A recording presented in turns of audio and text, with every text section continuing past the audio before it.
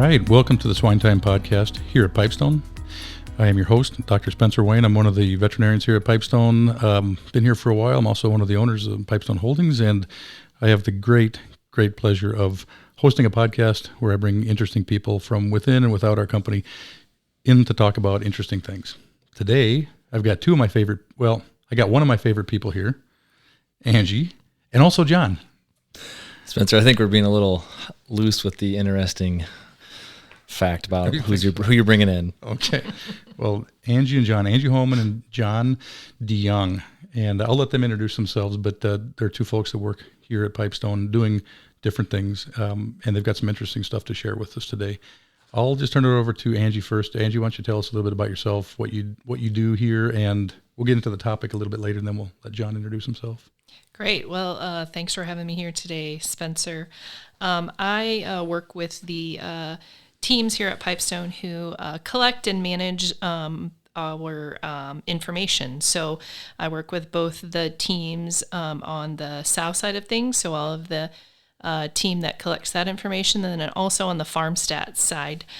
So that is a team that works directly with our producers, helping them with biological and financial closeouts. Okay, you're a data person, production data person. She's the data person. Yeah, not or the. Okay, Jon. Yeah, so my name's Jon. I am the president of PIPESTONE Nutrition. I'm a nutritionist by training, and the team has collectively decided not to let me do any formulation anymore, or as little as possible. So do a lot of other stuff, nutrition related, but leave the formulating to the experts over there. Yeah, I knew after the news, so. Yep. Okay. Yep. There's no incident, just for the listeners. I don't want anybody thinking. All right, so the topic today has to do with piglet wean age. And I'll kind of set it up, reviewing a little bit of history of at least what I've seen the industry do since I've been out in practice.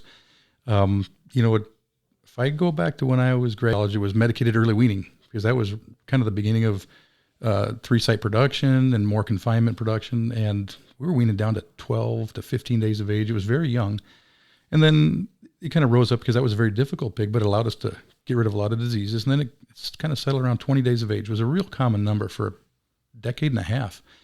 And then recently, not just with us, but for sure with us, that's gone higher for many reasons. We'll get into that here, but we've increased our wean age from what an average of 20 might have been 10, 15 years ago to higher. 24 days is the common number I hear within our newer construction or remodeled construction or any kind of retrofit to get a different wean age. It's 24. That's correct? All right? Yeah, that's right. That on most of our new builds, 24-day wean age is the target, and we build those farms to accommodate that wean age. Okay. Why?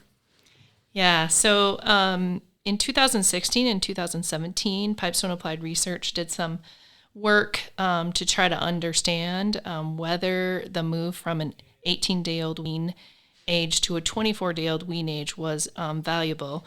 And in the end, they did discover that there was really not as much drag on the sow performance as we thought there would be, and that the advantage for the shareholder was just a more robust pig that grew faster and was easier to care for. So that kind of was the trigger to help us look at whether we should be making that change on our current sow farms and whether we should be thinking about doing that on new builds. And that was just to go to 18 to 20. That was the research you said there. 18 to 24. 24, okay. I misheard you. Yeah. 18 to 24. And I remember that research, and it was pretty impressive because we didn't tear the sows up. And it was a way easier pig to take care of. But there's a lot of things that are going to drive into the further follow-up actions. In Europe, Europe by law, a chunk of Europe is a minimum of 28 days? 28, 27. Yeah, super old wean age. Yeah, so you've got that standard already occurring on different settings, different diets, different everything. But they're a very old pig, and you look at their production, it's generally very good. And so here we've not gone that far. But yeah, I think we severely underestimate how much that sow can handle. Props to the genetics companies. Those sows are tremendously resilient, moving, and it doesn't sound like a lot to add 3 days of wean age, 21 to 24. Doesn't sound like that big of a difference, but for that sow and the way those pigs are growing at the end, it's an exponential increase in the milk production required. And so I think we've really underestimated how much those sows can handle. Yeah, the pig's gaining close to a pound a day towards the end there. I don't know what the best average number would be, but it's a little under a pound they're putting on. They're putting on a lot of weight in those last. And it's same thing that happens in utero, right? Most of that weight occurs in the third trimester, and the same thing in their life. They just every day they're starting to gain more. Okay, Angie, can you go through some research? You talked about that trial from a while ago.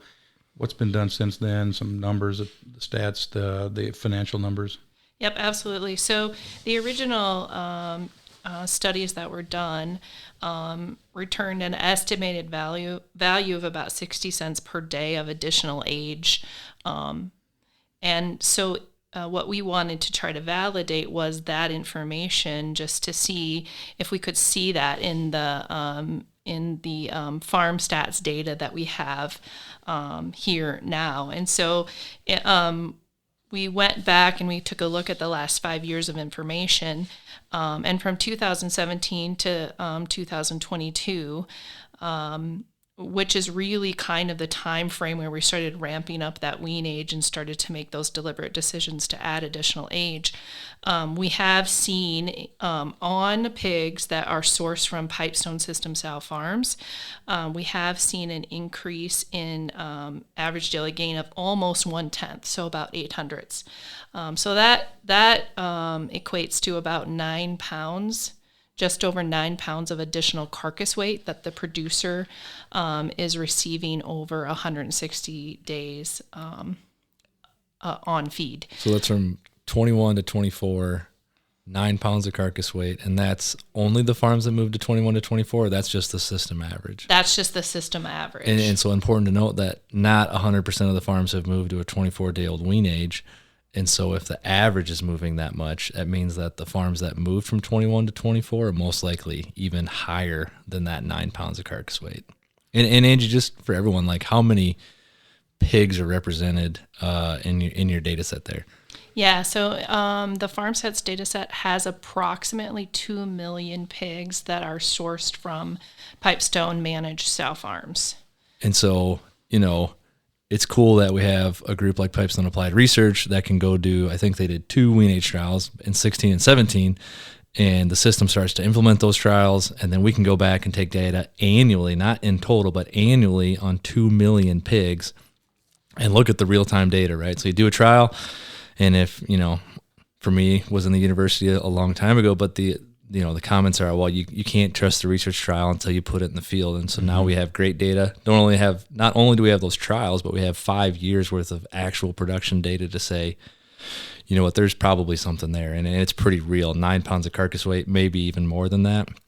And so it's just a great testament to, I think, what we do here is you take a concept, you'd put it into a trial, and then 5 years later, you can go back and look at 2 million annual pigs worth of data. I mean, what a compelling reason to make changes, or not. Yeah, or not. The proof would be in the pudding, and the proof is in the eating of the pudding, and the eating is right here in front of us. But the numbers you're referring to, you said 17 to 20 or 17 to 22? 17 to 22. Yeah, 2017 to 2022. And our average age before was this, and what is it now? Yeah, so our average age is not 24 because we still have some farms who are weaning a 20-day-old. So we're closer to a 22-day-old average across our system. I think it's somewhere between 22, somewhere around 22 right now. So like Jon said, not every farm is a 24-day-old pig, but just the influence of that older pig has really, it's very clear in the data, the difference that you can see. Now, have we made genetic changes over time? Of course. Have we maybe made additional nutritional changes that have helped with that additional performance? Of course. But it's pretty compelling, I would say, the influence that older pig has made on the performance of the pig weaned to market. Okay, so age steadily improved, at least on average, a couple of days. And then that's the weight you said, about 1/10 of a pound a day, or 9 pounds at the end. Yep. And the average weight going in, I don't know if you have that in front of you. Yeah, the average weight going in 2017 was 13.3. And in 2022 year to date, we're at about 15.2. So we've gained an additional 2 pounds in weight on that wean pig. So about 2 days, 2 pounds, roughly your pound a gain a day. Okay. So that's the numbers that prove it out. The trials that we had done earlier, I remember basically showed something like this. you can feed the sow longer, and then that's going to cost more. To make an older pig cost more, so it's going to cost this much, and or you can have them younger, but that's the trade-off there. But then the trade-off in the grow outside is, well, they come in bigger and they grow faster. All the things you just got in front of you there, and it wasn't a slam dunk at that time for some of the numbers. But it was, well, it's even up one way or the other. But if you've got the older pig, it's so much nicer. And the farms that we had shift to that older pig, the shareholders, I mean, to the person, I don't even think I heard like one comment saying, I wish we had the younger pig. It was, holy smokes, give me these older pigs. I got stuff to do. I don't need to be babying a little pig along. So can you talk a little bit about what would be the impact when you get them in the nursery, things that you see that affect that? Sure, absolutely. And I'll let Jon to speak to that a little bit too, just from a nutritional perspective. But yeah, you're right. The average daily gain over the lifetime of the pig did not change. So that remained the same. But getting the additional age on that pig, it's easier for the producer to take care of. Like you said earlier, they have a lot of other things to do. The original study said that we would gain 60 cents per day of age, and we actually validated that in the data that we have here, about 60 cents per day of age.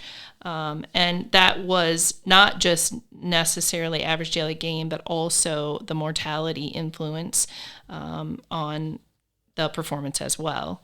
Nutritionally speaking, Jon, I think, there are also some advantages in terms of feeding that older pig as well. Yeah, definitely. The first, every diet that pig's on, starting with, it's the most expensive diet, and then the next one's a little bit cheaper and a little bit cheaper until really the last diet we feed is the cheapest one. And so when we look at the feed budget for these older wean age pigs, we could have taken multiple approaches. We could have shaved pounds off of all the budgets, but really we wanted to focus on the 3 diets that cost the most. And so we were able to, get some of these older wean age pigs, do a subsequent research project, right, where we tried to evaluate, because we know we have different wean age pigs out in the world, right?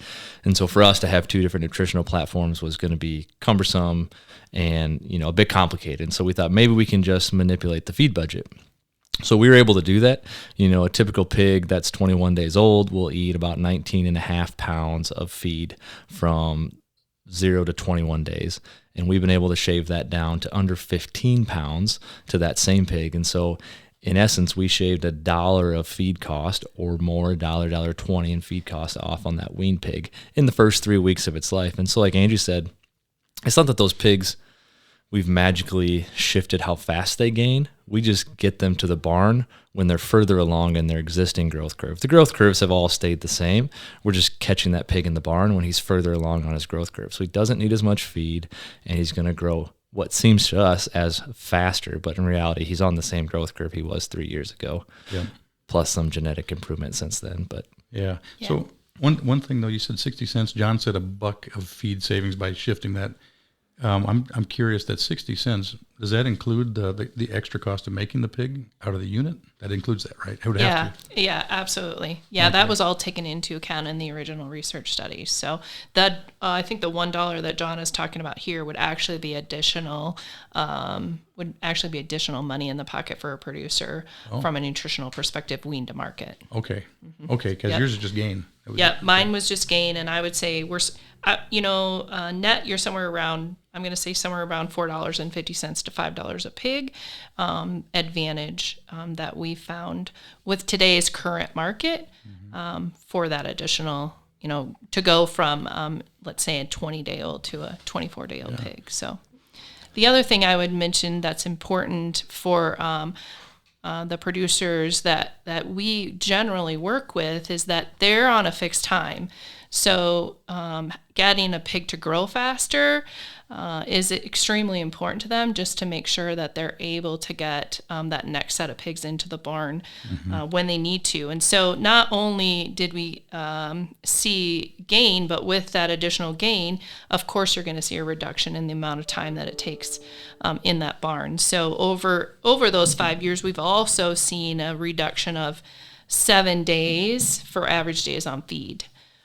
So just another advantage for the producer in terms of having the time to get that pig to market at the weight that it needs to be without having to have continuous flow situations or things that continue to cause mortality upticks, et cetera. I think two things there, Angie, you and I have talked about, and we haven't quite gotten there yet, but we've talked a lot about, maybe the ultimate measurement of performance is maybe pounds per square foot of barn or revenue per square foot of barn, and then ultimately it's going to come down to profit per square feet of barn space, right? And if you can market those pigs 7 days earlier, now I can put more pigs through that barn. So that's one side of it. You can get just more pounds per square foot. And then if I'm a veterinarian, probably I'm saying, well, hey, hold on, maybe I should take my down days, right? So typical, you dump a barn on Friday, guy comes in and washes over the weekend, and if you're really tight on space, you might be putting pigs in there Monday morning, right? Mm-hmm. Well, what if we wait until next week, Thursday, and that barn sits empty for 5 or 6 days? Yeah. Tough to prove out, but just, logically speaking, there has to be a health advantage to letting that barn sit, and ability to go doing maintenance and repairs, but really from a health perspective, there's got to be some improvement to quickening those turns up and allowing those barns to sit empty for maybe an extra day or two. So maybe we take some of the improvements of the days on feed and put more pigs through the barn, but we also take a couple extra days to just let that barn sit, let the disease level kind of even out before we put pigs back in there. Yeah, it's advantage on a couple levels. I know, Angie, you and I have worked with a few different clients that are on a 24-week total turn, and they're on a monthly batch. And there's a different monthly batch you can do that gives you a 24-day-old pig versus a 19-and-a-half-day-old pig. And you just don't have enough time. But with the older pig, all of a sudden you do. You can turn 24 weeks and get the barn emptied out and get market weight reached and everything else. It's a total game changer if you're totally fixed on that time to get that little older pig. Yeah, it's not uncommon for us to see groups with 140 average days on feed at 140 days. And those are almost exclusively pigs that were 24 days old at placement. So I would just highlight, Angie says 140 average days on feed. 5 years ago, we would have said the average days on feed was 160. Some folks don't even top the barn out until day 140. And there are producers out there today that the average days on feed, so not first cut, not dump, but somewhere in the middle is 140 days. So that's a significant improvement in time spent in the barn. And I would almost say we've almost not caused, but we've somewhat created this separate problem, which is you have a super high performing flow of pigs that weans a 24, 25-day-old pig. We used to be, maybe someday we were 28-week turn. Now, then we were a 26-week turn. Now we have some systems that easily can do a 24-week turn. And we have some that are pushing down in that 23 or 22-week turn. And our barns just aren't quite set up for 22-week turns. Like the flows don't work as well. And so folks have figured it out. It's a great problem to have, but and with genetic improvements, right? These pigs grow faster. It's been interesting to watch some of these super high performing flows move from a 26 to a 24 to, there's some knocking on a 22-week turn, which is just, it's incredible when you step back and think about that. But it causes some issues for the flow for sure. Yeah. It is nice to be able to have a little bit of that accordion effect though, so that you can get pigs in the, this summer was a really great example. It was hot. And so it was nice to have that extra time to get the weight on those pigs as much as you could. The market conditions were extremely favorable for a heavy pig. And so again, you might have that downtime in the winter, but to be able to have more time in the summer months when the pig is worth more, is also, something to consider, and a value for the producer.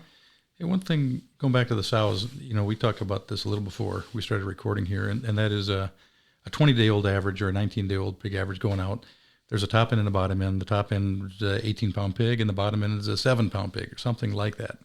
And they go into the barn, and they start or they don't, but then you always know as a producer, like, well, this 7-pound pig is not going to be as likely to make it to market on time as the 19-pounder that's on the other end. So you end up losing those pigs. That is truly a cost. They're harder to start. They don't start. They're usually mortality. The producer will take that pig as free every time because they know that. When you got a 24-day average going out the door, also now the average is 17 pounds, something like that. Well, the bottom end is 10 pounds. Well, that pig can go.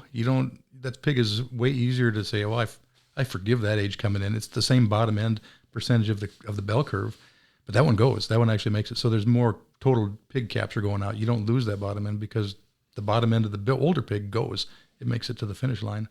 So there's that. I think, is that true? Yeah, absolutely. More consistent. It's more consistent weight across the system. Yeah, just easier to take care of that 10-pound pig for sure than the 7-pound pig. Absolutely. Yeah. And then the other thing is that at the sow level, we were really worried it was going to tear the sows up. Like they won't be able to keep up. Your data here, and I would say I've seen it in the farms. If you feed the sow will milk and the sow will breed back. In fact, she'll breed back better. The wean to first service interval when they go out didn't suffer. It's healthy, functional. They breed back very well. I haven't seen any negative from these 24-day-old wean age farms. Yeah, actually, we've actually validated that data with data here in house, and we've actually found that 1 day in lactation equals 1/10 of a pig increase in the next parity. So a day of age equals 1/10 of a pig. Yep, in the next parity. You get a bump in total born on her subsequent parity. As I add the caveat, if you feed her and she is healthy and lactates. Yeah, take care Absolutely. of her and do all the things you should. But yeah. So 4 days, 4/10 of a pig, a little under half a pig gain just by being lactating longer. Probably more time to reset the ovaries and the uterus and everything else, just the involution time and the healing time while she's healthy and going through this great lactation.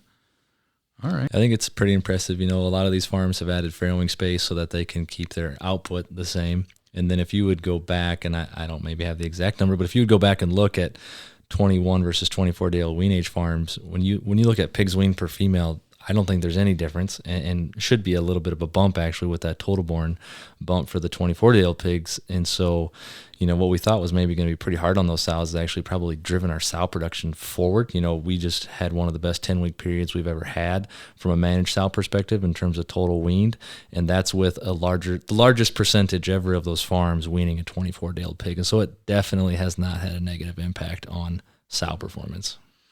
No, it's all good stuff.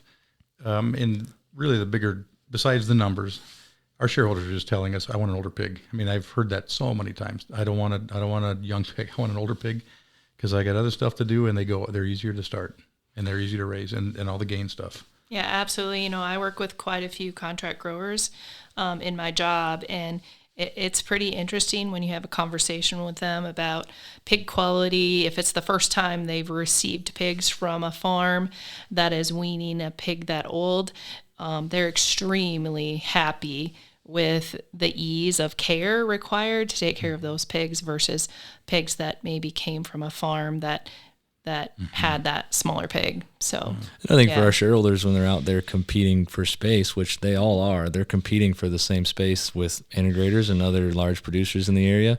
If they can tell those contract growers like, hey, you're going to get a high quality, PRRS negative, 24-day-old wean pig that's going to start on his own. I mean, that's a selling point to folks that are out there competing for space for sure. Yeah. What age is the final age that we'll go to? I was thinking, is it 28 days like Europe, or do we go that far? I don't know if we haven't really done much research that I know of past 24. And I'm assuming there would be some changes that would have to happen on our sow farms in order to get to that next step potentially. So I honestly don't know the answer to that. Maybe there are some trials on the books ready to be done to look at that, but I think for sure the sows in Europe have told us they can handle it, right? That's commonplace in Europe for sows to wean at 28 days. They've been doing it for a long time. Sow can handle it.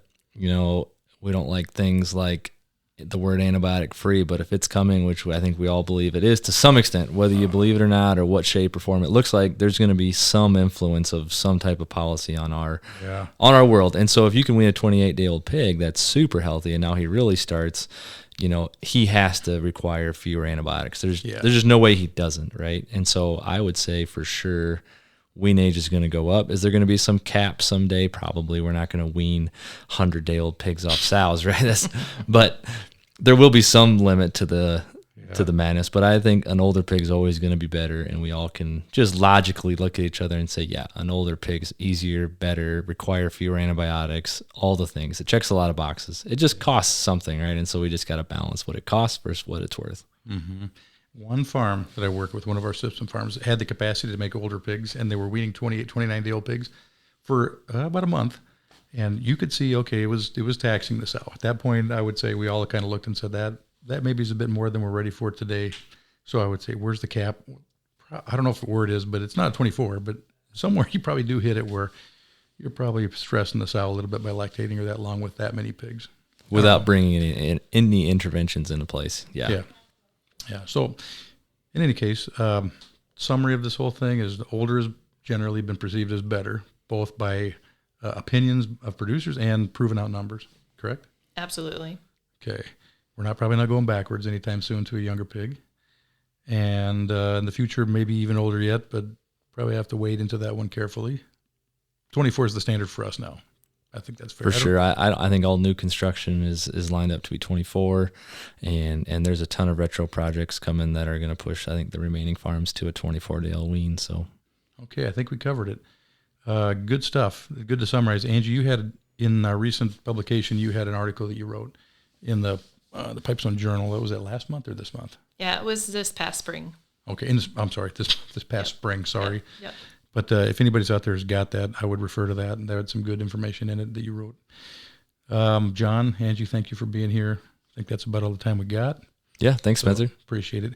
And to our producers listening and other non-producers listening, I invite you back next time for the next episode of SwineTime podcast here at Pipestone.